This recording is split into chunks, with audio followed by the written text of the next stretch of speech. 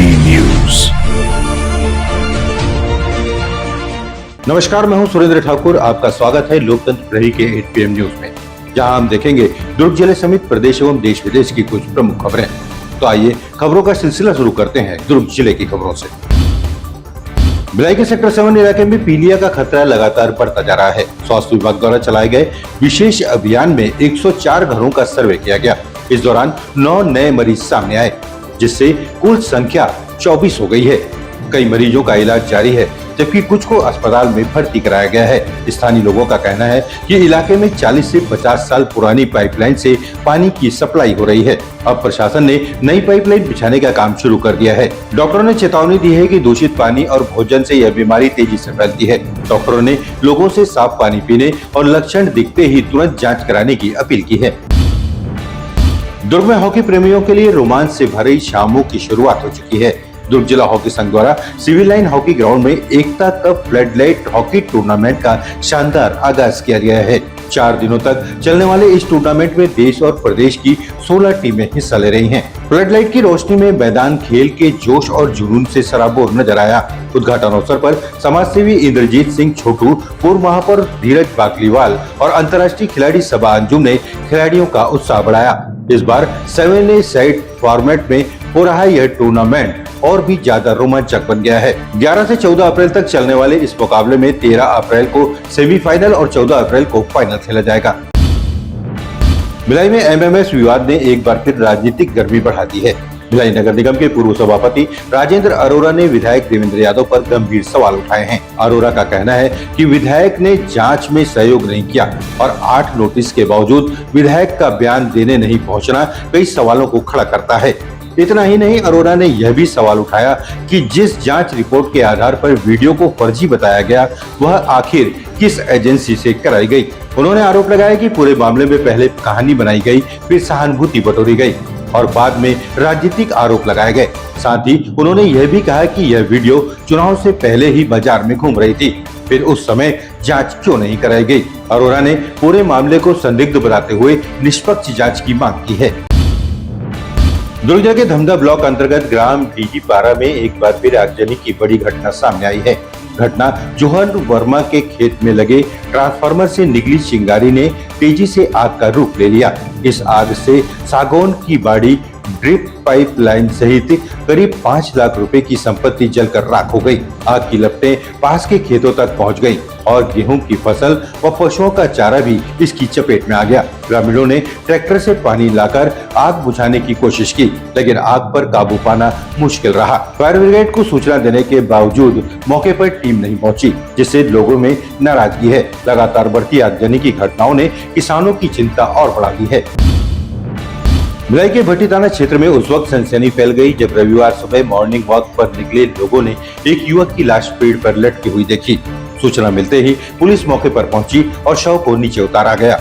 मृतक की पहचान अजय प्रजापति के रूप में हुई है, जो सेक्टर 4 में अपनी पत्नी और 6 महीने के बच्चे के साथ रहता था। जानकारी के अनुसार अजय को शराब पीने की लत थी, जिस कारण घर में अक्सर विवाद होता था। शनिवार रात भी पत्नी से विवाद के बाद वह घर से निकल गया था। प्रारंभिक जांच में घरेलू कलह और नशे की लत को कारण माना जा रहा है। हालांकि असली वजह पोस्टमार्टम रिपोर्ट के बाद ही साफ हो पाएगी।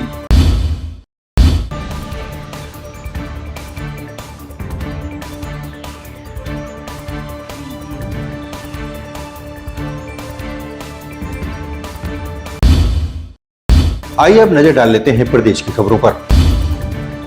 छत्तीसगढ़ में जनगणना 2027 का पहला चरण 1 मई से शुरू होने जा रहा है।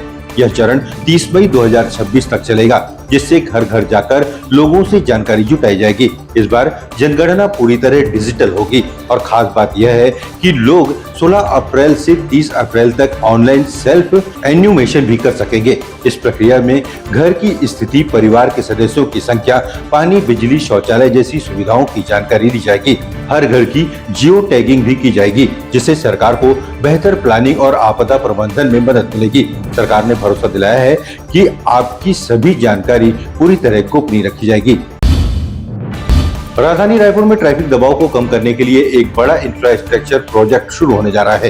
करीब 11 किलोमीटर लंबा रिंग रोड चंदनी डीह से महादेव घाट होते हुए खारून नदी के रास्ते पुराना धमतरी रोड के खिलोरा तक बनाया जाएगा। इस प्रोजेक्ट पर 694 करोड़ रुपए खर्च किए जाएंगे और इसे 2 चरणों में पूरा किया जाएगा। इस प्रोजेक्ट से रोजाना करीब 1 लाख लोगों को राहत मिलेगी और रिंग रोड 1 पर ट्रैफिक का दबाव कम होगा। अधिकारियों के मुताबिक बजट की मंजूरी मिल चुकी है और सर्वे का काम शुरू हो गया है। विशेषज्ञों का मानना है कि रिंग रोड 5 को एक्सेस कंट्रोल एक्सप्रेस वे की तरह विकसित किया जाना चाहिए ताकि दुर्ग, भिलाई, राजनांदगांव और बिलासपुर से आने वाले लोगों को बेहतर कनेक्टिविटी मिल सके। आरंग में गैस सिलेंडर की भारी किल्लत से परेशान ग्रामीणों का गुस्सा सड़कों पर फूट पड़ा। करीब 25 दिनों से सिलेंडर नहीं मिलने से नाराज ग्रामीण सड़क पर उतर आए और आरंग खरोरा मार्ग पर चक्का जाम कर दिया। लोगों ने एजेंसी के खिलाफ जमकर विरोध प्रदर्शन किया। बताया जा रहा है कि यहाँ करीब 20,000 उपभोक्ता हैं, लेकिन व्यवस्था पूरी तरह चरमरा गई है। लोगों का आरोप है कि ऑनलाइन बुकिंग के बाद भी घंटों लाइन लगानी पड़ती है और रात 3 बजे से इंतजार करना पड़ता है। मौके पर प्रशासन और पुलिस पहुंची और स्थिति को संभाला। प्रशासन ने समझाइश देकर जाम खुलवाया, लेकिन समस्या जस की तस बनी हुई है। रायपुर के भाटा गांव इलाके में खाद्य सुरक्षा विभाग ने बड़ी कार्रवाई करते हुए KLP dairy and milk products में छापा मारा। शिकायत मिलने के बाद पहुंची टीम ने पाया कि फैक्ट्री में बेहद गंदगी के बीच पनीर बनाया जा रहा था। नाले के किनारे संचालित इस फैक्ट्री के अंदर साफ सफाई का बिल्कुल अभाव था और पनीर से भरी टंकियों में मक्खियां भिनभिना रही थीं। स्वास्थ्य के लिए गंभीर खतरा देखते हुए टीम ने 520 किलो पनीर को मौके पर ही जब्त कर नष्ट कर दिया। फैक्ट्री मालिक अभिषेक पारासर के खिलाफ कार्रवाई करते हुए यूनिट को सील कर दिया गया है। खाद्य विभाग अब पूरे इलाके में अन्य फैक्ट्रियों की भी जांच कर रही है। जमीन दिखाने और नोट डबल करने का लालच देकर एक युवक से 1,75,000 रुपए की झपटमारी का मामला सामने आया है। मामला राजनांदगांव के बसंतपुर थाना क्षेत्र का है, जहां महाराष्ट्र के गोंदिया जिले के रहने वाले जयराम नागपुरे को जमीन दिखाने के बहाने बुलाया गया। प्रार्थी अपने साथ 1,75,000 रुपए लेकर पहुंचा था। तभी आरोपी मनोज जोशी को अमित हट्टेवार ने नोट डबल करने का लालच दिया। मौका मिलते ही आरोपी बैग झपटकर मौके से फरार हो गया। घटना की सूचना मिलते ही बसंतपुर पुलिस हरकत में आई और महज 3 घंटे के भीतर आरोपी को गिरफ्तार कर लिया। पुलिस ने आरोपी के कब्जे से पूरी रकम और बैग बरामद कर लिया है। आरोपी को न्यायिक रिमांड पर जेल भेजा जा रहा है।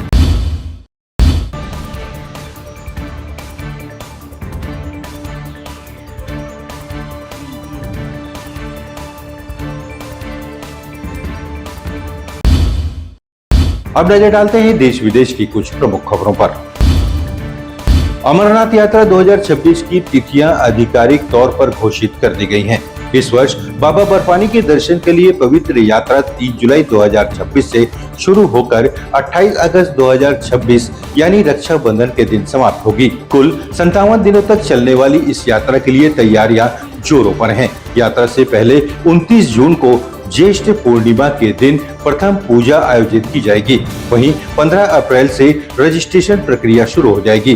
श्रद्धालु पारंपरिक पहलगांव और बालटाल रूट से यात्रा कर सकेंगे। इस बार सुरक्षा, मेडिकल सुविधाओं और RFID ट्रैकिंग सिस्टम को और मजबूत किया गया है। अगर आप भी इस पवित्र यात्रा का हिस्सा बनना चाहते हैं तो समय से पहले रजिस्ट्रेशन जरूर करवा लें।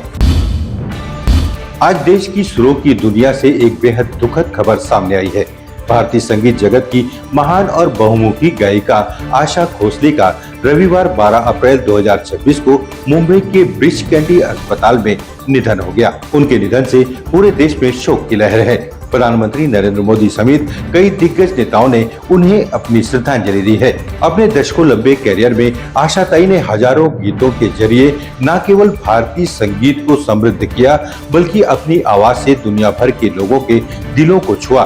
92 वर्ष की आयु में उन्होंने अंतिम सांस ली। उनका अंतिम संस्कार सोमवार को मुंबई के शिवाजी पार्क में किया जाएगा। भारतीय संगीत का एक और सितारा आज हमसे हमेशा के लिए विदा हो गया। मथुरा के वृंदावन में यमुना नदी में हुए दर्दनाक नाव हादसे में अब मृतकों की संख्या बढ़कर 11 हो गई है। बताया जा रहा है कि पंजाब के लुधियाना से आए श्रद्धालु नौका विहार कर रहे थे, तभी नाव पैटून पुल से टकराकर पलट गई। इस हादसे में कई लोग नदी में डूब गए। 11 लोगों की मौत हो चुकी है, जबकि 5 अभी भी लापता हैं। बताया जा रहा है कि श्रद्धालुओं की चेतावनी के बावजूद ठेकेदार और नाविक ने लापरवाही बरती। पुलिस ने इस मामले में ठेकेदार और नाविक को गिरफ्तार कर लिया है। लापता लोगों की तलाश लगातार जारी है। फिलहाल पूरे इलाके में शोक का माहौल है। मिडिल ईस्ट में सीज फायर के बाद भी हालात शांत होते नजर नहीं आ रहे हैं। इस्लामाबाद में अमेरिका और ईरान के बीच हुई शांति वार्ता पूरी तरह फेल हो गई। बैठक बेनतीजा रही और दोनों देशों के डेलीगेशन वापस लौट गए। इस बीच डोनाल्ड ट्रंप का गुस्सा खुलकर सामने आया है। ट्रंप ने ईरान को पाषाण युग में भेजने की धमकी तक दे डाली है। विशेषज्ञों का मानना है कि होर्मुज़ स्ट्रेट पर अमेरिका का दबदबा बढ़ सकता है। अमेरिकी नौसेना की निगरानी तेज हो सकती है और ईरान की समुद्री गतिविधियां पर सख्ती बढ़ सकती है। ट्रंप पहले ही साफ कर चुके हैं कि डील हो या ना हो, अमेरिका खुद को विजेता मानता है। ऐसे में क्या दुनिया एक और बड़े टकराव की ओर बढ़ रही है, या आने वाला समय ही बताएगा। बांग्लादेश के रंगपुर में एक युवक की हत्या के बाद हालत अचानक बिगड़ गए। गुस्साई भीड़ ने कई हिंदू घरों और दुकानों में तोड़फोड़ की। पुलिस का कहना है कि इस हमले के पीछे तीसरे पक्ष का हाथ हो सकता है, जिसका मकसद असली हत्याकांड से ध्यान भटकाना था। मृतक के परिवार ने साफ किया कि इस मामले में हिंदू समुदाय की कोई भूमिका नहीं है। वहीं दूसरी घटना कुश्तिया से सामने आई, जहां एक स्कूल टीचर और आध्यात्मिक गुरु की कथित धार्मिक अपमान के आरोप में हत्या कर दी गई। हमले में उनके कई अनुयायी घायल हुए और धार्मिक स्थल को आग के हवाले कर दिया गया। फिलहाल पुलिस दोनों मामले की जांच में जुटी है और दोषियों की तलाश की जा रही है।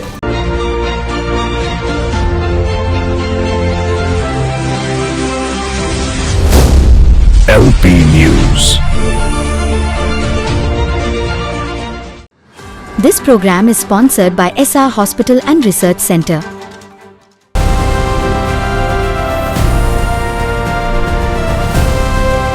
हर खबर पर नजर, सच, हिम्मत और जमीनी रिपोर्टिंग, देश, समाज और सत्य के लिए।